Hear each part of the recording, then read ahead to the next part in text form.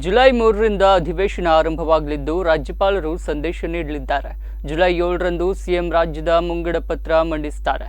ಶಾಸಕರೆಲ್ಲರ ಭಾಗವಹಿಸುವಿಕೆ ಅಧಿವೇಶನದಲ್ಲಿ ಆಗಬೇಕು ಎಂದು ಮಂಗಳೂರಿನಲ್ಲಿ ವಿಧಾನಸಭೆ ಸ್ಪೀಕರ್ ಯುಟಿ ಖಾದರ್ ಹೇಳಿದ್ದಾರೆ. ಪದವಿ ಕಲಿತ ಯುವಕರಿಗೆ ರಾಜಕೀಯ ಕ್ಷೇತ್ರದಲ್ಲಿ ಕೆಲಸ ಮಾಡಲು ತರಬೇತಿ ಕೇಂದ್ರಗಳು ಇಲ್ಲ.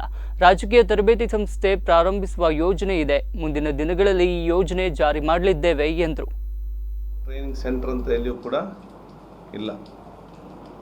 ಒಬ್ಬ ಡಾಕ್ಟರ್ ಆಗಬೇಕಾದ್ರೆ ಮೆಡಿಕಲ್ ಕಾಲೇಜ್ ಸಿಗ್ತದೆ, ಇಂಜಿನಿಯರ್ ಆಗಬೇಕಾದ್ರೆ ಇಂಜಿನಿಯರಿಂಗ್ ಕಾಲೇಜ್ ಸಿಗ್ತದೆ, ಅಡ್ವೊಕೇಟ್ ಆಗಬೇಕಾದ್ರೆ ಲಾ ಕಾಲೇಜ್ ಸಿಗ್ತದೆ.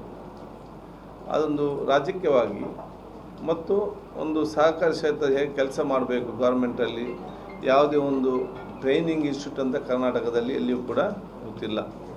ಹಾಗಾಗಿ ಈ ಒಂದು ಟ್ರೈನಿಂಗ್ ಇನ್ಸ್ಟಿಟ್ಯೂಟ್ ಮಾಡಬೇಕೆಂಬ ಚಿಂತನೆ ಇದೆ. 1 year ಕೋರ್ಸ್ ಡಿಗ್ರಿ ಆದವರಿಗೆ 6 month ಪ್ರಾಕ್ಟಿಕಲ್, 6 month ಟ್ರೈನಿಂಗ್. ಅದಕ್ಕೆ ರೂಪರೇಷೆ ನಾವು ಇವತ್ತು ಚರ್ಚೆ ಮಾಡಿದ್ದೇವೆ. ಒಂದು ಹಂತಕ್ಕೆ ಬಂದಿದೆ.